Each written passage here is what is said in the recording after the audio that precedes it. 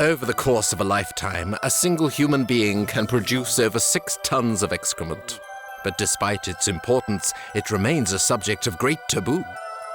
So, for those with a delicate disposition, whenever we refer to our number 2s, or feces, stools, turds, shit, crap, droppings, and poo-poos, we'll be using a more fragrant code name, the rose. We will be facing our greatest taboo head-on as we examine our roses in detail. We'll be looking at medicine, our physiological well-being, at history, what they tell us about our origin, and technology, how these fragrant little buds can be used as an energy source, and even as food. Our fascination with the floral has even led alchemists and artists to transform it into gold, and even create machines that produce artificial flowers. So come with us on a rose-strewn voyage of discovery. We begin our investigation in France, one of the few countries where doctors specialize in the subject. They're called proctologists. Why, doctor? The proctological consultation is difficult. It is difficult because it deals with highly taboo areas, that is, the anus. Women say that they'd rather see a gynecologist than a proctologist. With men, it's always difficult. They're either disgusted or attracted by the act that can be associated with homosexuality. So you can see that all these elements must be taken into account and that the consultation must be conducted slowly so that these fantasies can be allayed. How is it when you're away from home? Really bad. It's not good at all because when I'm away from home, I just don't go to the toilet. I don't like going to the toilet away from my own home. Once I was away for 2 weeks and I didn't go the whole time.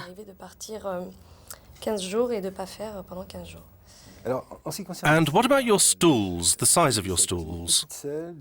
Yes, they're small and dry. Mostly we see patients who have a problem with defecation, be it diarrhea or constipation, who suffer from intestinal discomfort. The colon functions independently of the patient's own wishes, so there's no point in being brutal. You have to allow the inner being to express itself. We each have our own personal rhythm for our bowel motions. In France, a so-called normal stool is estimated to weigh about 150 grams. So how do we produce our daily bouquet? After we swallow, food travels through the esophagus and onto the stomach, where it is dissolved by a cocktail of acid and digestive juices. Its next stop is the 7-meter-long small intestine, where bacteria help to absorb all the nutrients contained in our supper.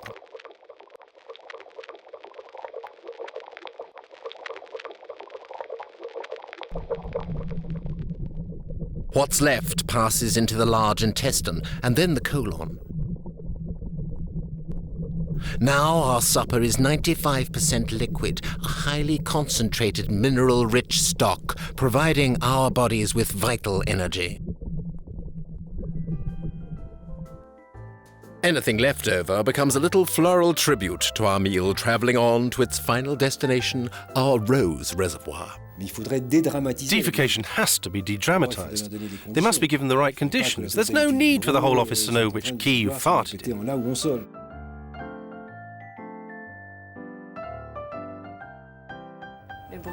The sound and the smell. The sound? Yes, the thing about how women don't fart, don't go to the toilet, don't smell bad, and it's very embarrassing to have gas when there are people around. So, with bloating and gas, there is also the issue of the infamous nasty fart, that gas that poisons the whole atmosphere. So it's important to know that these gases are uncommon, representing only about 1% of gases. They are in fact gases that are formed from protein substrates and which, through the sulfuration of indoles and scatols, give rise to quite strong odours. We can evacuate up to 1 liter of gas every day. Here's some, captured with a thermal camera. There are stools that float, quite intriguing for many patients. In fact, it's simply because the stools contain methane. And this methane has the property of making stools float and also of being inflammable. This rather singular occurrence was widely publicized in the newspapers at the beginning of the 20th century because farting was deemed entertaining. Joseph Pujol, a fart artist, even performed at the Moulin Rouge. Today we prefer to keep our emissions under wraps. We all need to accept the fact that all colons move, breathe, and evacuate air. That's all there is to it. Fart happily and feel better.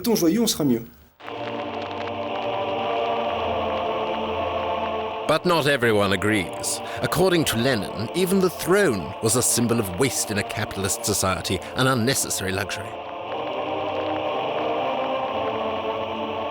What a marvelous surprise it would have been for him to discover that the Soviet Academy of Medicine would produce a great number of films about our rose-making machinery, and that a colon cleansing tablet would be christened the Kremlin pill.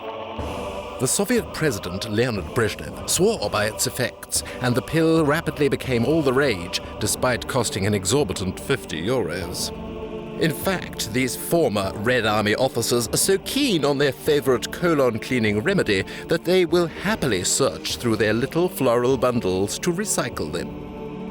The metal-coated pill emits electrical impulses which causes the intestinal muscles to contract, and any hard-to-reach, stubborn petals are shed with the pill and the rest of our rose. The pill is a high-tech jewel in the crown of our thrones, composed of 2 electrodes and a microprocessor. Здесь больно? Да. А вот здесь? Here? And here? Здесь. Здесь тоже менее болезненно. Кроме болей, что That's вас it. еще беспокоит? Боли в животе и запоры. Rекомендую вам кремлевскую. I advise you to take the Kremlin pill. It will help you to regulate your intestinal transit. The desire to cleanse the intestines is completely ridiculous. This desire is based solely on fantasy. From a physiological point of view, it's nonsense. The colon does not need cleansing. There is no call for purging, irrigation, inventing goodness knows what utensil for emptying and cleansing the colon. It is pure fantasy. But this fixation with the benefits of colon cleansing is hard to eliminate. It's deeply rooted in our history when purging was a trend.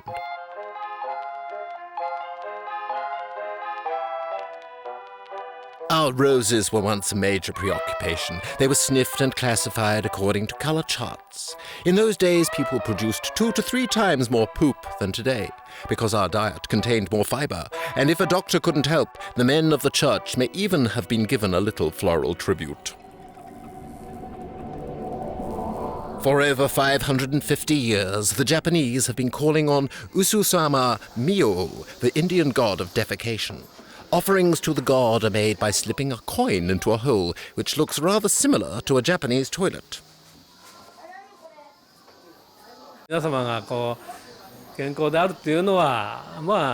Eating well, good digestion and good defecation are signs of good health. This is all very important.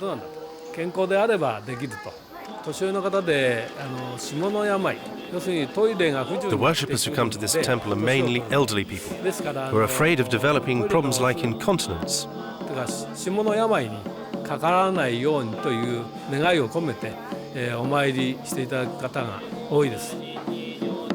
To eat well and defecate well is a barometer of health, and this god takes care of that, so I come to this temple to thank him.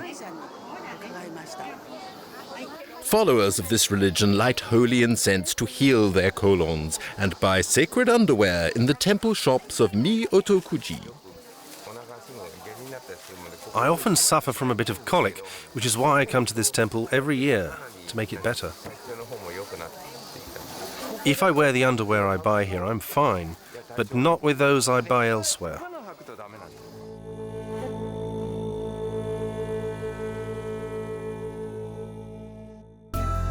Our preoccupation with our bowel movements stretches back thousands of years to a time when our ancestors suffered dreadfully from intestinal parasites.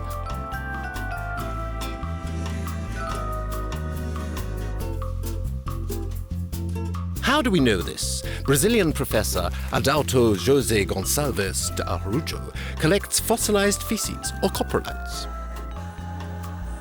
He's studying the mummified movements of the first American Indians. These crumbling coprolites are over 2,000 years old, and he's made an exciting discovery. Ancient intestinal parasites stacked among his samples is enough evidence to rewrite the history of America. 25 years ago, when we began to study the feces of mummies, there was a great risk that we would get no results. But today, with over 3,000 feces examined, our conclusions have called into question the accepted theories about how South America was populated.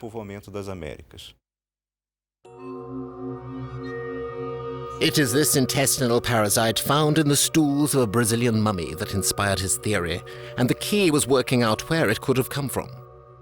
Experts thought the first American Indians traveled from Asia via the frozen Bering Straits. The parasite, which reproduces in feces, had been found in Asia, but scientists discovered that it could not survive in cold conditions, and it's never been found in the mummies discovered in the North Pole. However, the parasite would have easily survived a migration from the warm archipelagos of Polynesia and Micronesia. Adauto has no doubt that South America's first inhabitants came with their intestinal parasites on warm sea currents and not over the frozen trails of the Bering Straits. He's so confident his theories are correct that Adauto has decided to visit his patrons at the Osvaldo Cruz Foundation. He needs more support for his research. These are coproliths from mummies from Brazil for my research. While he waits for more funding, Adauto gets on with his day-to-day challenge, finding enough high-quality feces to support his theories. In his files, each rose is painstakingly described in the finest detail. Every piece of information must be recorded.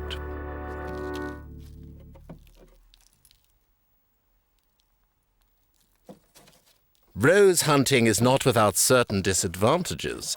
Even dried roses secrete a slight odor. Quando nós recebemos coprólitos no nosso laboratório, a grande maioria When we receive coprolites in our laboratory, they're mostly well preserved because they're dehydrated. To rehydrate these dried coproliths, we put them in a trisodium phosphate solution for 3 to 20 days. 3 a 20 dias em solução de fosfato trissódico. After this time, the consistency and even sometimes the odor of the feces are restored.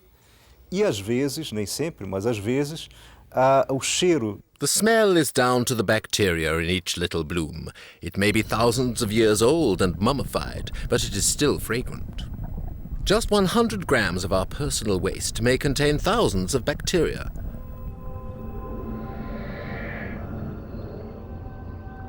Our roses are made up of 80% water and 20% microorganisms. Our daily waste contains 300,000 million friendly bacteria, plus dietary fiber, unchewed fragments, insoluble mineral salts, and our own cells.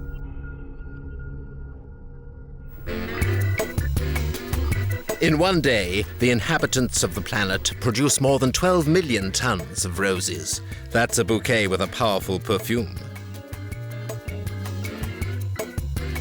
At the Chemical Senses Center in the United States, researchers are sticking their noses into the matter. Professor Paola Dalton is preparing a rather unusual cocktail. We were studying malodors, in particular human feces, because it's recognized no matter where in the world you go, and there's no culture that really likes the smell. We have some very new bathroom malodor here that smells a lot like feces, and I'd really like you to take it out and test about 25 people, both in the bathroom and in an outside context.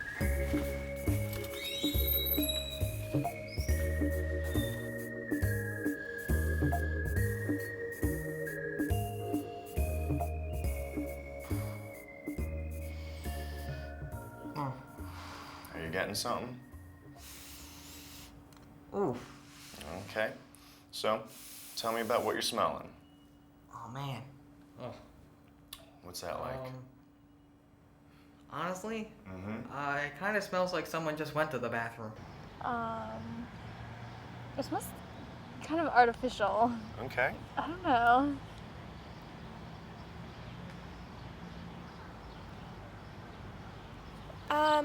It's not bad, but it's not It's unpleasant, but it's not terrible. How familiar would you say it is? Does the perception of the odor depend on the visual environment? We are exposing our subject to the same odor, but pairing it with different images, which are meant to help her sort of associate it with an odor source. And that source could either be a very pleasant source or a rather unpleasant source. And we're trying to see how those visual images will change her ratings of odor pleasantness. Now you're seeing some flowers on the screen, so I want you to rate how pleasant or unpleasant the odor is.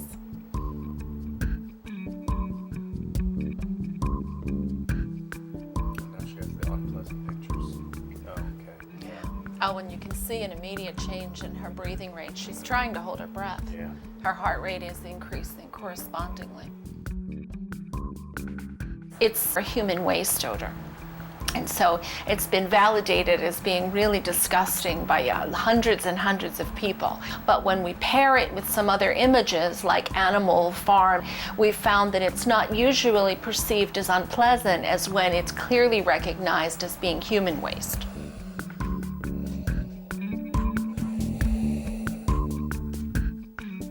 When we smell an odor, particularly a very bad odor like human feces, the first signals are sent to this area called the primary olfactory cortex. All odors activate this area. But when an odor arouses us emotionally in particularly a bad way, the amygdala starts to show activation, which is part of the limbic system. The pungent aroma of our waste products triggers the part of the brain that controls primitive emotions such as aggression, fear, and pleasure. When we think about different cultures and their responses to odors, we can probably think of the Japanese as being one of the cultures that are most sensitive to body odors.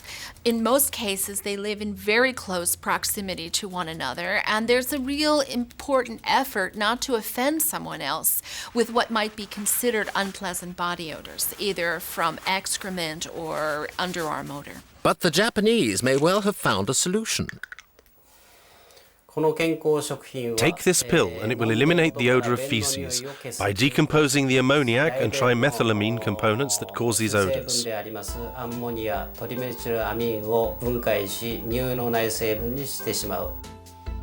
Uchida claims he can make a rose smell sweeter, but do tests back up his theory? These are pills that eliminate odors from feces. Please try it to test its effectiveness. We'll meet again in 3 days. Thank you.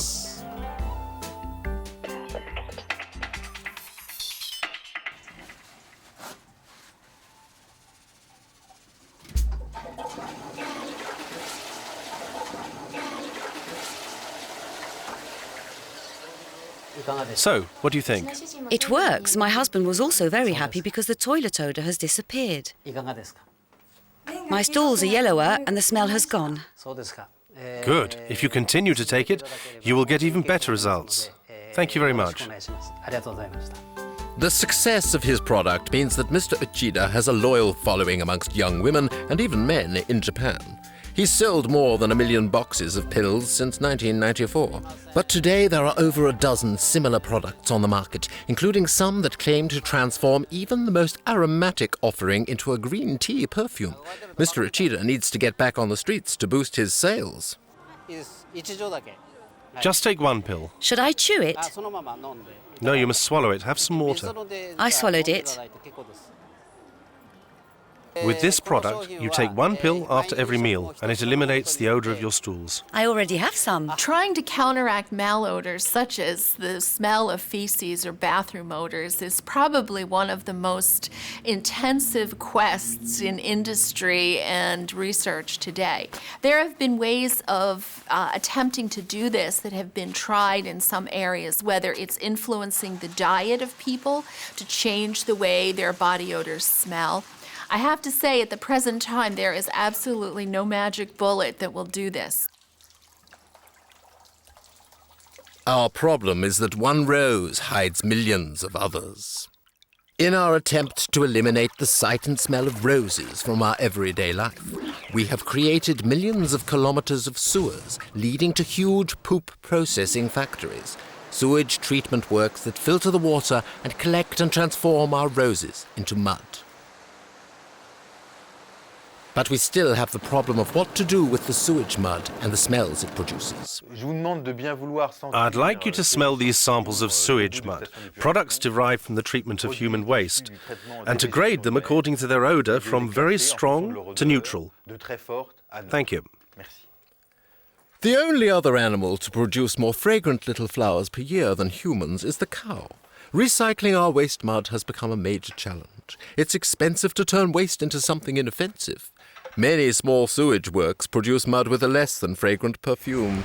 Pour sortir des discours à l'eau de rose, il faut reconnaître. We need to take off our rose-coloured glasses and face the fact that we are in the crap and we are in it for two reasons. The first reason is that to evacuate the waste of city dwellers, we found no better solution than using tap water. This tap water evacuates feces and wastewater through the sewage systems to the sewage treatment works at a concentration of 1 gram per litre. The extraction of this tiny gram from the wastewater requires the implementation of very expensive technologies. Problem number 2 is that nobody wants this tiny gram extracted from wastewater, which means that today, on average, 50% of the water bill paid by city dwellers is for the management of this tiny gram of crap.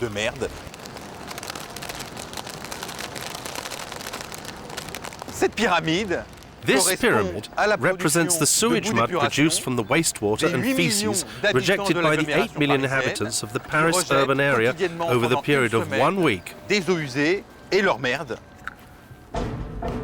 Achère sewage treatment works in Paris is the second biggest in the world after Chicago. In this temple to the toilet, 2 million cubic meters of feces and wastewater from Parisians are transformed into mud each day. That's the same as 300 Olympic swimming pools worth of waste.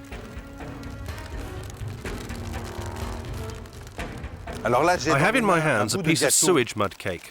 When I break it, you can see that it's not just the poop of Parisians, it's also their toilet paper. And you can see the toilet paper fibres, cellulose fibres. For the few true experts in the field, this mud is high-quality mud. This mud, see? It's very dry. It's just a tiny bit sticky, but it's very dry, which means that most of the water is extracted. So it's rich man's mud, because it's the extraction of the water that is expensive. This label of quality is essential because the mud is sold on to farmers, and that's becoming increasingly difficult. One of the problems of recycling sewage mud in agriculture is the fact that it is feces. And there is a very aggressive marketing line on the part of the agro-food industry, and obviously, feces are not white. Many farmers are afraid of mad mud after the mad cow episode. Today, the nitrogen content of human waste represents 40% of the nitrogen used in agriculture worldwide. There is no ecologically ideal method for recycling sewage mud. Incineration is both expensive and polluting, so while waiting for a better solution, the mud is being marketed. We obtain these pellets which do not smell when spread, an advantage to this previous type of product, a mud that looks a bit like feces. We're trying to get away from this idea of waste.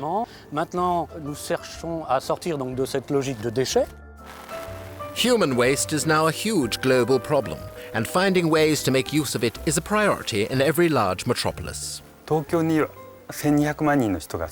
In Tokyo, we have 12 million inhabitants, and they make lots of mud that is then dumped. But we don't have enough ground for this. So to recycle the mud, we've invented this brick. This brick is no different to a normal brick, but it is expensive to produce, so the Japanese are using it sparingly.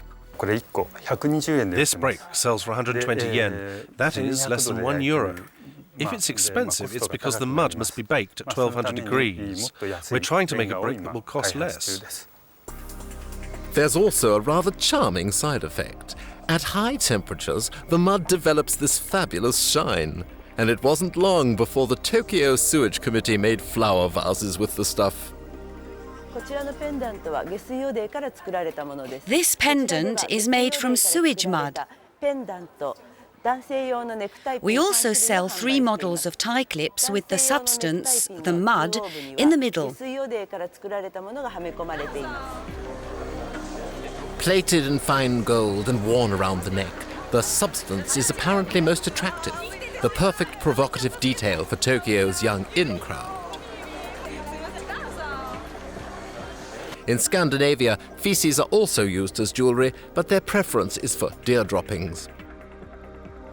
In fact, animal roses have long been a source of inspiration. These roses have been created by an earthworm. Although the shape is stunning, this is not what interests Mr. Marcel Boucher. In a sewage treatment works, there are filters, and filters are a bit like the holes in a sink. They get blocked. The earthworms eat the accumulated organic matter, the debris, including human excrement, and they transform the material into decomposed matter. In other words, gas.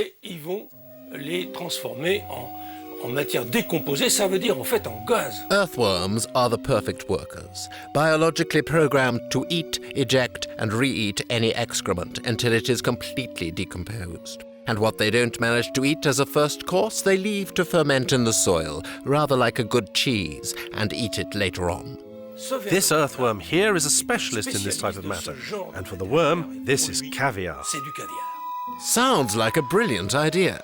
The perfect ecological solution. And it's cheap. It's probably less expensive than traditional methods. Why? The process is very simple. The wastewater arrives at the filter, the earthworms are in the filter, the organic matter remains in the filter, and the water that comes out the other side is clean. Whereas in the common systems, the putrid water is allowed to decompose slowly with microorganisms, and that takes up an enormous volume. It requires large tanks. It's highly expensive.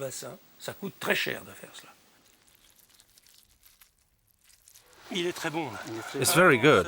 There's no odour, which means very good activity. No fermentation? No problems. So is it the future? This tank contains hundreds of thousands of worms frolicking about in a mixture of feces and pine bark. It is permanently watered by sewage. And at the moment, the earthworms at this high-class establishment feast on the roses produced by 500 people. But why on earth feed this caviar to earthworms when we could eat it ourselves?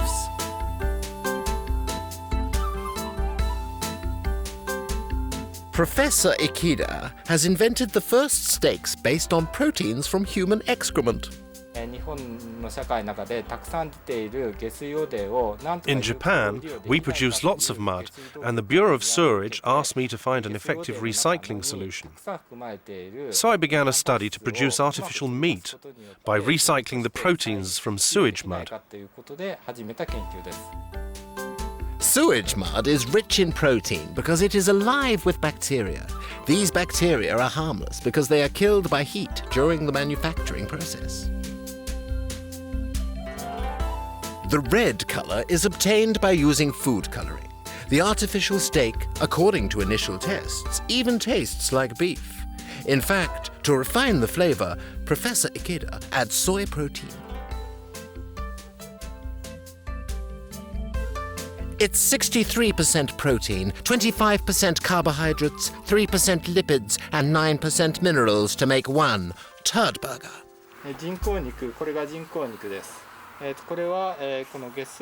This here is artificial meat made from sewage mud.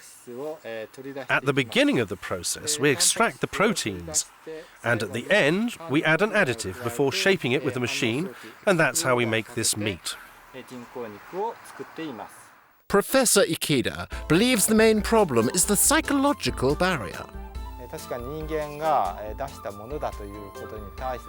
Since it's made from the substance that comes out of humans, I don't think there are many people prepared to eat it. Artificial meat is several dozen, if not hundreds of times more expensive than normal meat. But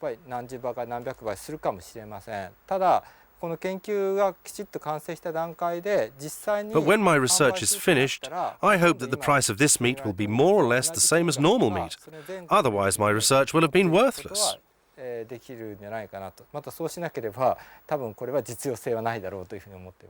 According to Professor Akida, the turd burger has an obvious advantage other than completing the food chain.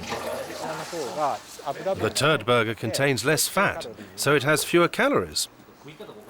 Bon appetit! In China, the calories of fecal bacteria are used for energy. Mr. Liu Ying is director of the Chinese Biogas Institute.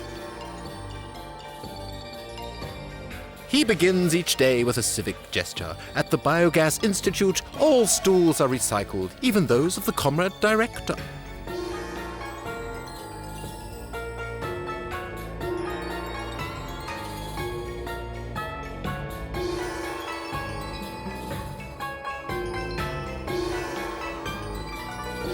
And it works.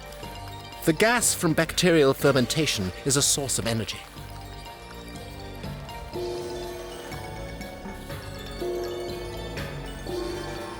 This energy can be used for lighting, heating, and cooking.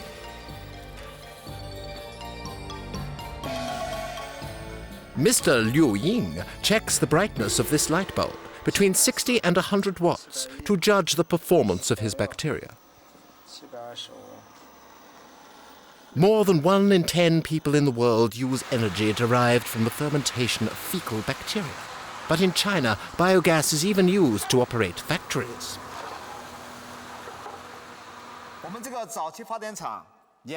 In this factory, biogas enables the production of 7 million kilowatt-hours per year. This energy powers the 5 machines in the Chongqing mechanics factory. This system was set up 3 years ago and has always functioned well.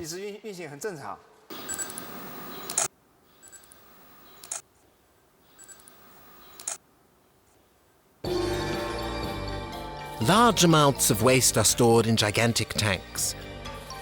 Careful though, smoking is forbidden here because of the hundreds of pipes full of fermented gas. Individual roses from the employees and neighbouring villages are not sufficient for operating an entire factory, so there is a pig farm on site. Pig poop has an exceptionally high bacteria count. The ideal is to mix and ferment together animal manure, which contains much carbon dioxide, with human waste, which contains a great amount of nitrogen. This mixture gives a better fermentation. Over the last 20 years, China has installed millions of recyclers for private citizens. Anyone who builds this type of installation receives a government grant. The first models often leaked. The gas pressure became extremely high, so the tank needed to be checked frequently. Otherwise, there was a risk of explosion. The fermentation of biogas requires certain conditions, so listen carefully. First, you need a hermetically sealed septic tank. Secondly, a constant temperature. And thirdly, plenty of feces.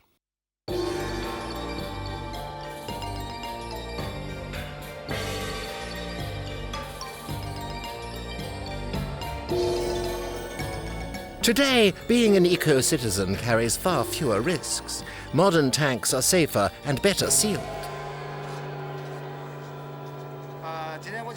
Today, I would like to show you the latest biogas tank made of fiberglass.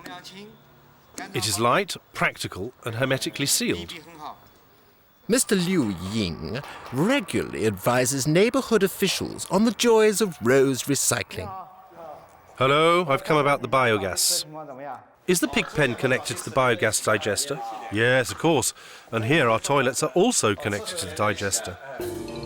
Among private citizens, biogas covers 60% of the energy needs of a household. And it can even be used for cooking. Is the pressure good? Yes, it's fine. Okay, good. The pressure's strong. And what are you cooking there?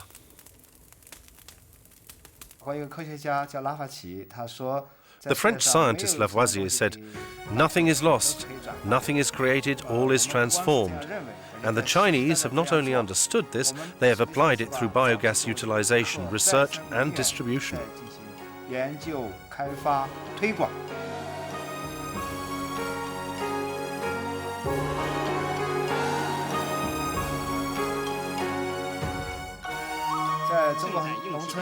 In the countryside, many women choose to marry men equipped with biogas. It is the women who take care of the cooking, and without biogas, cooking is a real chore, as you have to gather wood. In China, we've built more than 10 million biogas digesters in rural areas. And this year, we will build 1 million digesters. In the future, we will try to use the biogas as fuel to replace petrol and diesel.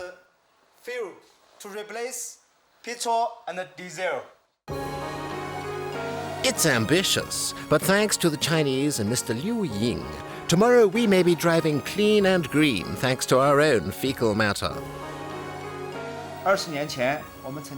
20 years ago, we'd already succeeded in starting a truck motor with biogas. In the future, we will manufacture biogas car batteries that will help reduce pollution. Europe is slowly coming round to the idea of using poop instead of petrol. After all, it is a cheap and renewable energy. Sweden is leading the way with buses running entirely on fecal energy. Biogas is a growing business in Europe, with the equivalent in energy of 5 million tons of oil. But most of the work is still experimental. To produce biogas, we know is not that expensive. However, to produce other products like lactic acid is still relatively expensive. However, as the oil price increases the reduce of the availability of petroleum as a material, the product's price will increase. Secondly, the technology will develop, improve. Secondly, the technology will develop, improve. Our main goal here in our research is to improve the process to make it become more economical. Professor Chen is optimistic about recycling our roses in the future. He's had encouraging results on another animal, the cow. We have fiber in our dairy manure, but we don't have so We much have fiber. fiber in our dairy manure. We don't have so much fiber in the human manure. In the human manure, the recycling method is going to be different from the dairy manure. However, it can be recycled. It can be 100% recycled. But it can be used as raw Human manure doesn't have a lot of sugar material in it, but it can be used as raw material to produce bacteria. Some of the bacteria has carbon in it and can be used to make plastics. We got energy out of the shit. We also get material out of the shit. Professor Chen, this rose alchemist, promises us a bright future in which our roses will be transformed into antifreeze, cosmetics, and even deodorants. Rose alchemy is nothing new. In the Middle Ages, alchemists tried to transform our flowers into gold, and diviners claimed that the vibrations they detected with their pendulums were identical for gold and feces. Even that's not quite as peculiar as it sounds. Throughout history, poop and gold have always been intrinsically linked. The Incas had their sacred roses. In their language, gold was called the feces of the gods. Few bowel motions have ever been as venerated as those of the great Lama of Tibet. His dejections were thought to be rich and powerful. They were sought after as remedies. People mixed them with their food or preserved them in gold receptacles. Psychoanalysts have even got a theory. If a greedy man accumulates gold, it is because he was traumatized as a child when he was separated from his floral tributes. Even today, roses, gold, and luck can be found together under the soles of our shoes. There's a saying in France and Japan, stepping in poop with your left foot brings luck. What's more, the Japanese word for poop is unko, and the first syllable, un, means luck. And it's led to our most extravagant bunch of flowers yet. Mr. Fuji has made his fortune with roses. I started making gold poop for a joke. Schoolgirls started giving them to their girlfriends, saying, "It will bring you luck." And it's now become a phenomenon in Japan. Spurred on by his success, Mr. Fuji now produces them in all sizes. Some people have won the lottery. Others have been cured of illnesses. Some have even passed exams, and one school has been selected for a baseball tournament. I receive many letters of appreciation and calls from both young and old.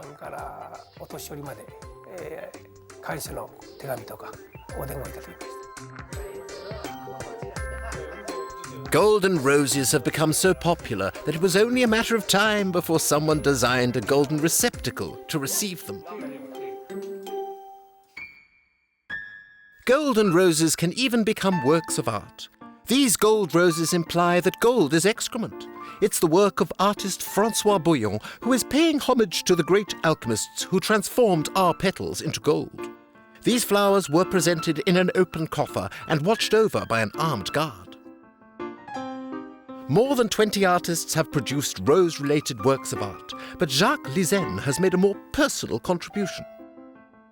He created a masterpiece several meters square, the Wall of Defecation. It was composed of hundreds of bricks, which he painstakingly painted with his own feces. To try to make money with your own crap, I find that a rather joyful thing. Well, of course, you have to control the diet for the tones. It remains a monochrome brown, of course.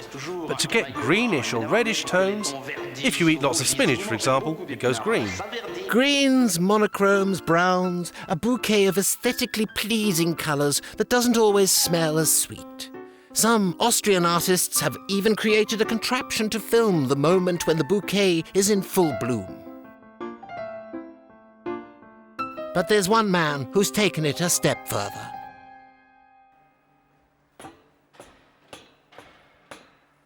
The artist Wim Delvoye is the inventor of cloaca, a machine that uses real food to produce artificial roses.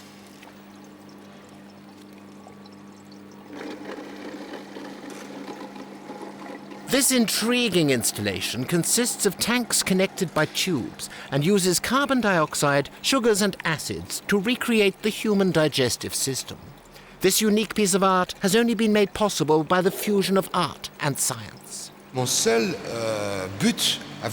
My only goal for the machine on a technological side is to produce fecal matter that is biochemically exact, like human, really human fecal matter. The first time I exhibited this machine in Zurich, they complained a bit because they didn't realize that the odor would be so terrible. Et eux, ils ont réclamé un petit peu parce qu'ils ne savaient pas avant que l'odeur était si terrible. If there is a bit of diarrhea, it can be controlled. We can have a look on the computer. We can really control things to produce a big form stool or a bit of diarrhea. Oh, really? Because it starts off like that. In my intestine, is it liquid like that? Yeah. Whenever there's a pocket, it's liquid. It's called chim. That's the word we use for the food after it's been eaten, before it's defecated.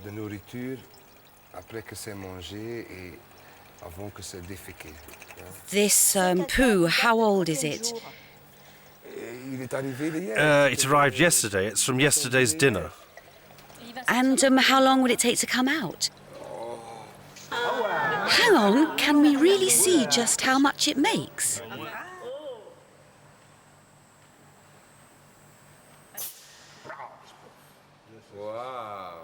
Wow, what a star.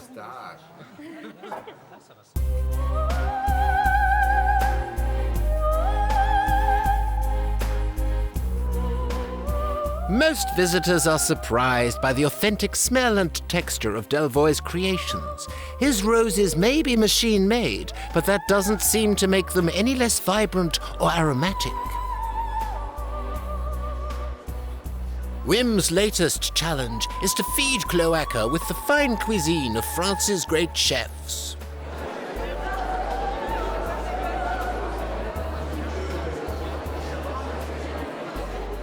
This is freeze-dried chicken. Yes, yes. With some freeze-dried powdered sauce and all that in a cube of water so it has enough water to swallow and digest all of it. We hope that it will produce a nice poop for us. Oh yes, I'm sure it will.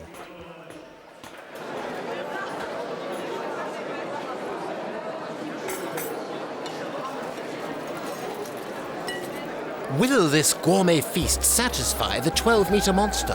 What about wind? Cloaca will present its bouquet in just over 12 hours. Like the food it consumed, it should well be an award-winning deposit. It's never had food like this before. I've kept 200 turds that I'm selling on the internet, and it's going very, very well. The price is 1,500 euros. Now you too can own a very important piece of contemporary art for a bargain price. Cette matière fécale est ou vendue ou mise dans une société anonyme. This fecal matter is sold, placed in the company Cloaca, whose capital is this fecal matter. Cloaca is now issuing 100 convertible bonds which will be sold in several banks. So people are going to hesitate between keeping the bond or recovering their money or converting the bond into a turd, well packaged of course.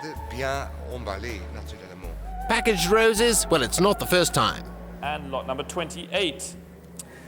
La Merda d'Artista by Piero Manzoni, showing on my left. I could make all sorts of jokes, but I'm going to go to 10, 11, 12, 13,000. It's with me at £13,000. With me at £13,000. 14, I'm at now, £14,000. £19,000. Further back at £19,000. I'm selling for £19,000. Against you further forward at £19,000. Yours, sir. Thank you very much. 30 grams. Yes, there are 30 grams. Afterwards, he sold the 30 grams. Then he issued stock certificates to sell the 30 grams at the price of gold, at the price of 30 grams of gold. Now, it's worth far more than gold. In 1961, Piero Manzoni claimed he had packaged his feces in 90 cans. He labelled it in several languages, artist's shit. Very quickly, the value of his can exploded. Between 1970 and 1980, it was valued at around 1,500 euros. In 1991, during the contemporary art boom, it rose to 58,000 euros. In 1992, it was worth 23,000 euros, and today, over 30,000 euros, which is the price of 2 kilos of gold. I bought the can when the price was high. More or less 50 million of liras. 50 million. I cannot imagine that really the shit in 19 can. No, it's not possible for me. Because I think he puts like a little stone, powder, and so on. There are some workers that we found today who claim to have experimented with the cans. With 3 friends, they were in a tent and they stirred the shit with a ladle and filled the cans. Other testimonies contradict this version. They may be trying to make the work more acceptable. As long as people talk about them, Manzoni's 30 grams of roses will remain a living artwork that incites curiosity. Where is now the can? My can? In the safe, at the bank. In the bank, yes.